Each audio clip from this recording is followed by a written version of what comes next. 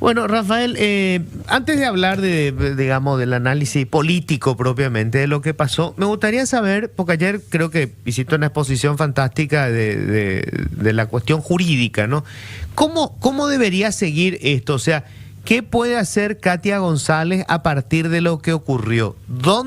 ¿A qué instancia puede recurrir y qué puede pasar? ¿Esto puede revertirse con un fallo de la Corte o esto ya es irreversible y cualquier, digamos, conclusión a la que arribe la Corte o la Corte Interamericana o lo que fuere, va a ser solamente un resarcimiento económico?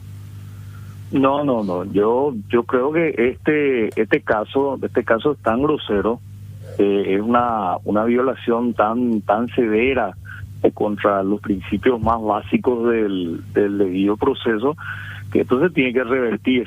A la Corte, yo estudié todas las inconstitucionalidades que se hicieron contra procesos políticos, qué sé yo, juicios políticos, pérdida de investidura, o sea, siempre se ha cuestionado el debido proceso.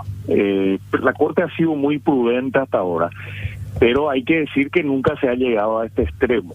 O sea, siempre se ha cuestionado que el plazo fue breve, se ha cuestionado que no se ha permitido a la persona acusada producir las pruebas con mayor amplitud. En fin, siempre han habido defectos, vamos a decir, defectos y deficiencias en el debido proceso.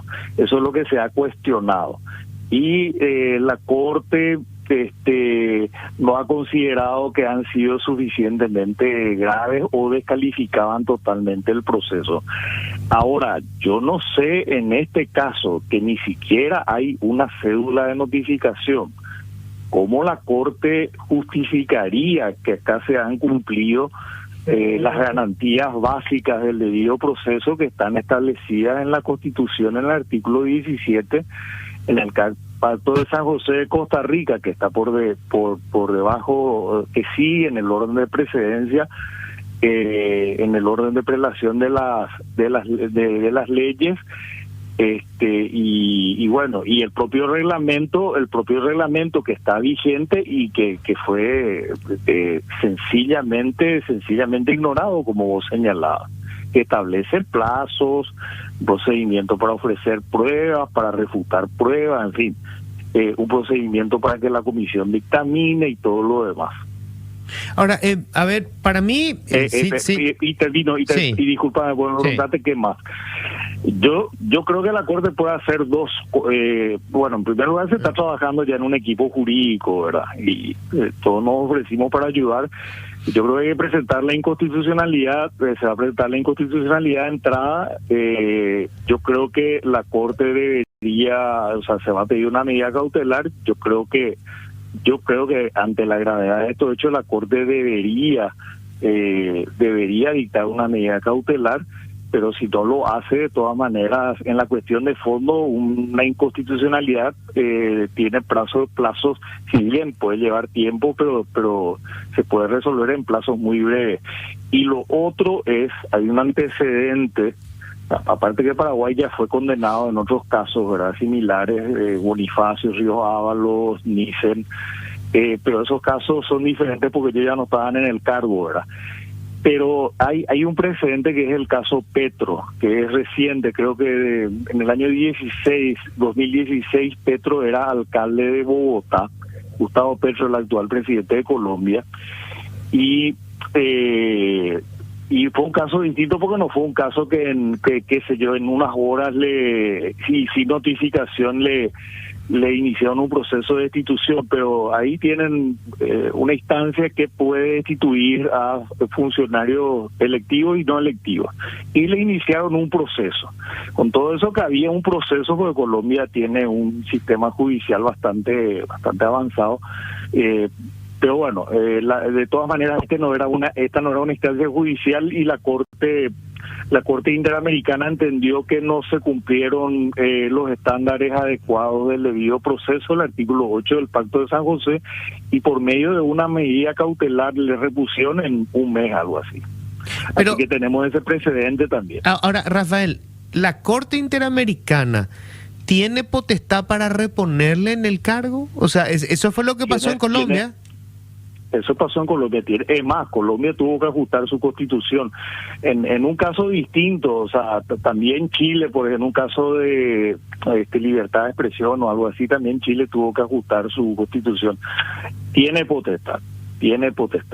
Ahora, Y Paraguay, cuando Paraguay entró en el sistema interamericano y se sometió a la jurisdicción de la Corte como una de las primeras medidas o la primera medida del gobierno de Andrés Rodríguez, cuando cayó la dictadura. Ahora, antes de ir a lo de la Corte Interamericana, vamos a la Corte. Vamos a suponer que presenta un recurso, ella presenta un recurso de constitucionalidad contra la decisión que se tomó. La Corte falla en favor de Katia y dice que efectivamente su destitución es inconstitucional. ¿Cuál es la consecuencia? ¿La Corte puede obligarle al Senado a reponer en su curul a Katia González? Sí, puede. Sí, si la Corte considera inconstitucional la resolución, quiere decir que la resolución no tiene validez, así que ella tiene que ser repuesta. A ver, podrían así como pasaron por encima del reglamento que ellos mismos aprobaron. No solamente aprobaron en diciembre, aprobaron ayer el acta de la sesión en la cual se aprobó el reglamento y nadie discutió nada. En diciembre era constitucional, al iniciar la sesión era constitucional y después en los minutos siguientes se volvió inconstitucional. Pero bueno, a ver, podrían aplicar la aplanadora, ¿verdad? Pero eso sería ya exagerado. Podrían acatar y volver a iniciar un nuevo proceso y cumplir con el reglamento y qué sé yo. En fin, ya pasó eso antes, pero sería ya muy traído los pelos, ¿verdad? Pero probablemente, senador, lo que van a argumentar, como se hizo, creo que el caso fue Velázquez Ugarte, cuando dicen independencia de los poderes. La Corte no puede determinar qué hacemos nosotros con nuestra integración de miembros. Hay independencia de los poderes, eso es cierto, y cada poder del Estado tiene, por ejemplo, el Poder Legislativo no puede entrometerse en procesos judiciales, ni el Poder Ejecutivo no puede entrometerse en poderes judiciales, pero el Poder Judicial tiene una facultad expresa de determinar si se obró de una manera ajustada a la Constitución. Y cuando se declara inconstitucional un acto normativo, en este caso la destitución de Katia, la remoción de Katia, ese acto deja de tener valor. Al ser contrario a la Constitución, deja de tener validez, así que Katia tiene que ser repuesta. Y yo voy a distinguir el caso de Katia de los demás casos.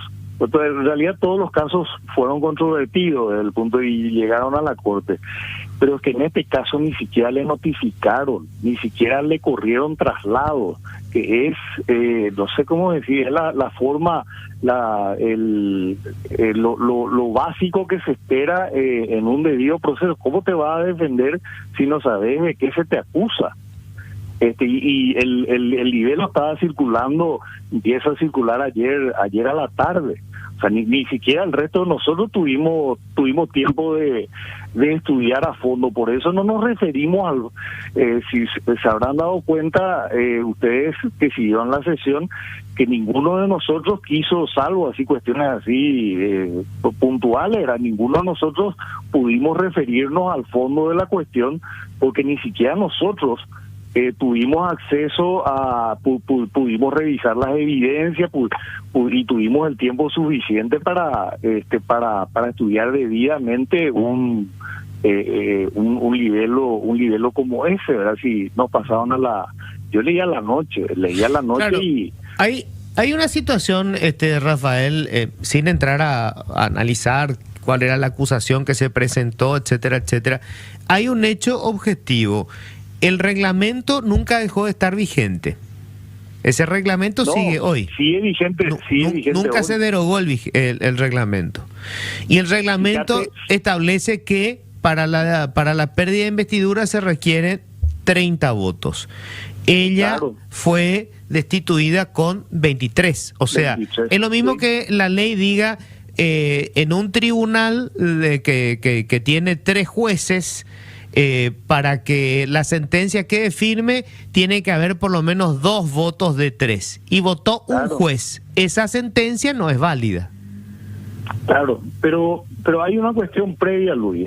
Una cuestión previa que eso está muy desarrollado en nuestra Constitución, en el Pacto de San José y en toda la jurisprudencia de nuestros tribunales y de los tribunales internacionales, que son todos muy parecidos. Todos los tratados, el sistema europeo es muy parecido al sistema americano, el sistema africano también, todos son muy los pactos en general, los convenios son muy parecidos en cuanto a debido proceso.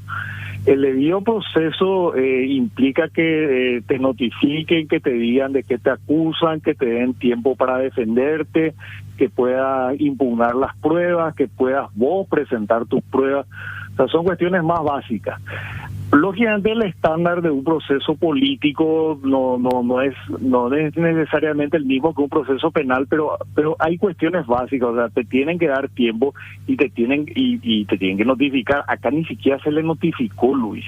Entonces yo no puedo imaginar qué podría decir la Corte Suprema de Justicia para no fallar a favor de Katia. Yo conozco que dijo en otros casos, que se presentó la acción fuera de tiempo, que en otros casos ellos consideraron que si bien el plazo a lo mejor no fue no fue suficiente, pero o sea no fue el ideal, pero bueno, pero que hubo plazo para la defensa. Pues en este caso no se puede hablar ni siquiera de ningún plazo, pues ni se le notificó, o sea, ni empezó el proceso. Ahora, imagínate que la acusación dice, no, pero esto se publicó por los medios, por la televisión y todo lo demás, pero es que no es así, te tienen que correr traslado, eso es lo básico. Y después está lo que vos decís, Luis, el reglamento está vigente. Ahora, ¿qué pasa? Vamos a suponer que la Corte falle en favor de Katia. Digo, si sencillamente ellos ignoraron el reglamento interno que ellos mismos aprobaron, ¿qué pasa si sencillamente ignoran el fallo de la Corte y dicen, no, este es otro poder, ellos no pueden tener injerencia en las decisiones que nosotros tomamos? ¿Qué pasa? O sea, ¿cuál es el resultado?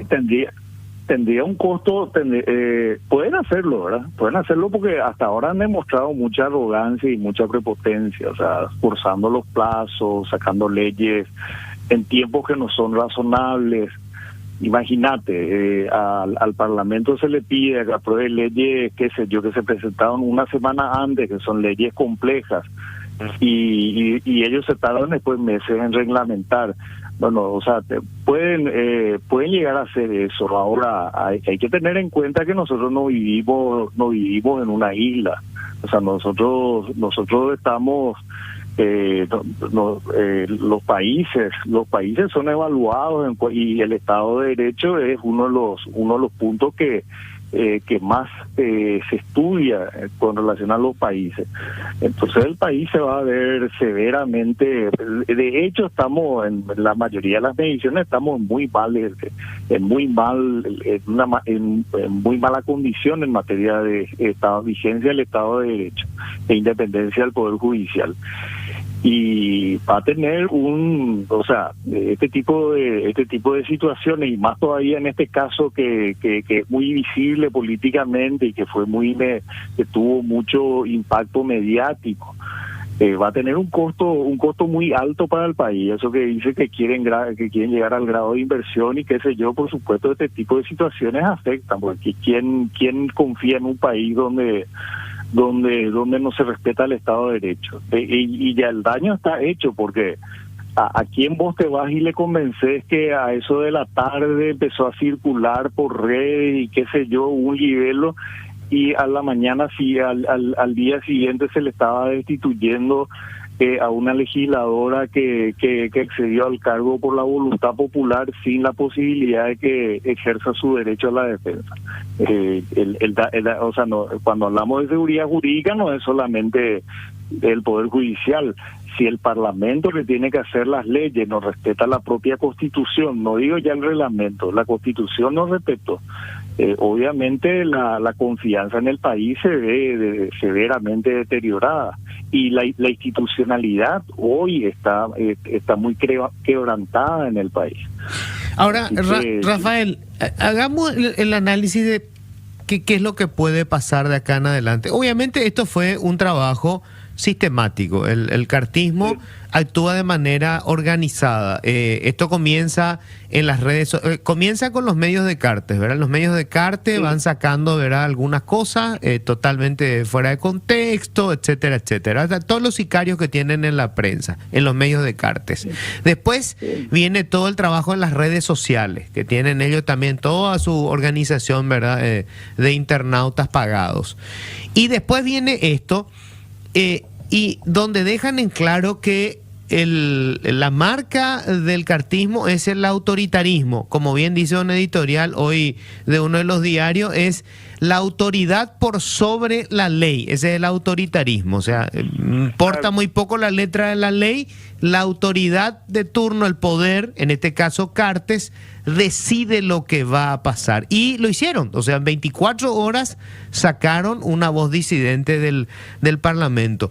¿Cuál es el escenario que tenemos de acá en adelante, Rafael? Bueno, nosotros esperábamos esto, desde que empezó el periodo parlamentario, nosotros esperábamos esto.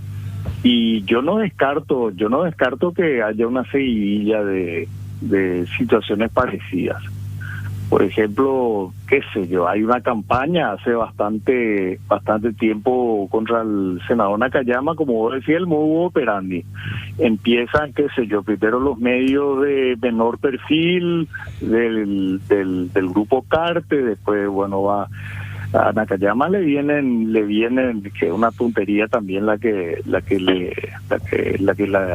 alegan, ¿verdad? Pero le vienen pegando desde hace semanas, ¿verdad?